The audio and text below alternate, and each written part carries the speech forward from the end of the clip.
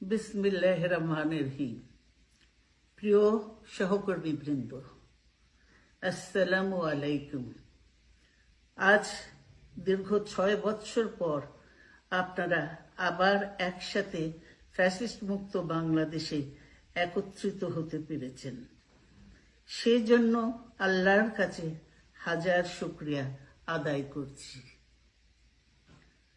দীর্ঘ ফ্যাসিবাদী বিরোধী সংগ্রামে যারা শহীদ হয়েছেন এবং সম্প্রতি জুলাই আগস্টের ফ্যাসিবাদী শাসকদের নির্মম ভয়াবহ দমন নীতির কারণে গণহত্যায় যারা শহীদ হয়েছেন তাদের প্রতি আমি শ্রদ্ধা জানাচ্ছি। যারা আহত হয়েছেন তাদের প্রতি জানাচ্ছি আন্তরিক সমবেদনা। আমি চিকিৎসার কারণে যুক্তরাজ্যে অবস্থান করলেও আমি সব সময় আপনাদের পাশেই আছি। দীর্ঘ 15 বছর গণতন্ত্রের জন্য, আমার মুক্তির জন্য আপনারা যে নিরন্তর সংগ্রাম করেছেন এবং আমাদের অসংখ্য সহকর্মী প্রাণ দিয়েছেন, জুলুম নির্যাতনের শিকার হয়েছেন এবং প্রায় 1.25 লক্ষ মিথ্যা মামলায় জর্জরিত হয়েছে, এখন আদালতের বারান্দায় ন্যায় বিচারের জন্য ঘুরে বেড়াচ্ছেন। আপনাদের এ ত্যাগ শুধু দল নয়, জাতি চিরকাল স্মরণ রাখবে। দেশ আজ এক সংকটময় সময় অতিক্রম করছে।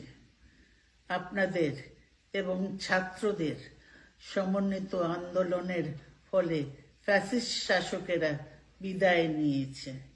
একটা অন্তর্বর্তীকালীন সরকার গঠিত হয়েছে। তাদের কাছে জনগণের প্রত্যাশা, রাষ্ট্র মেরামতের ন্যূনতম সংস্কার দ্রুত সম্পন্ন করে গণতান্ত্রিক ব্যবস্থায় ফিরে যাওয়ার জন্য সকলের কাছে গ্রহণযোগ্য একটি নির্বাচন অনুষ্ঠান সম্পন্ন করা।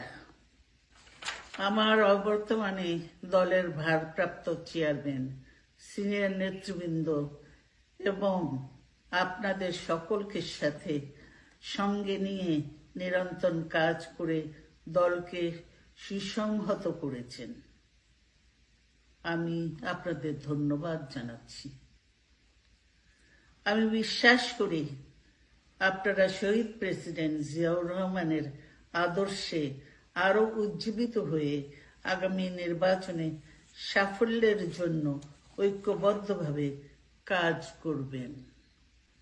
এমন কোনো কাজ করবেন না যাতে আপনাদের এত দিনকার সংগ্রাম, আত্মত্যাগ বিফলে যায়। আমাদের সব সময় শহীদ প্রেসিডেন্ট জিয়াউর রহমানের সেই উক্তি মনে রাখা দরকার, ব্যক্তির চেয়ে দল বড়, দলের চেয়ে দেশ।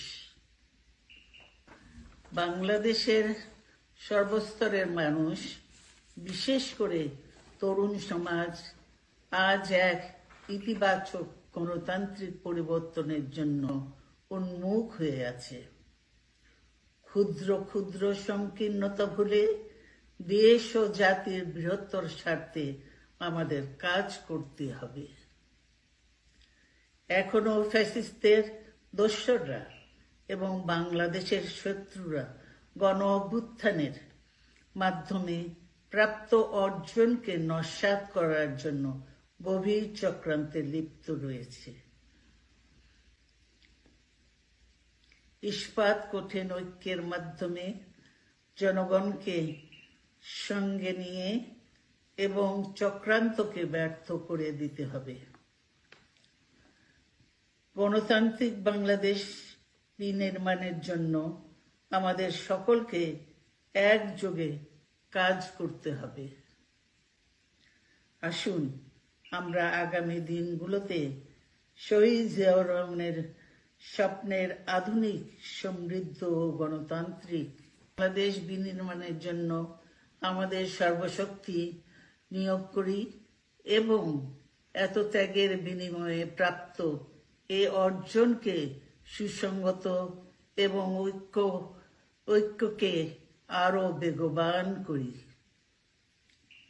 আমি যুক্তরাজ্য থেকে অসুস্থ অবস্থায় আপনাদের আহ্বান জানাতে চাই, আসুন জনগণকে সম্পৃক্ত করে বাংলাদেশ জাতীয়তাবাদী দলকে পূর্বের ন্যায় আন্দোলন, সংগ্রাম ও রাষ্ট্র পরিচালনায় নেতৃত্ব প্রদানে আরো ঐক্যবদ্ধ এবং সুসংগতভাবে গড়ে তুলি।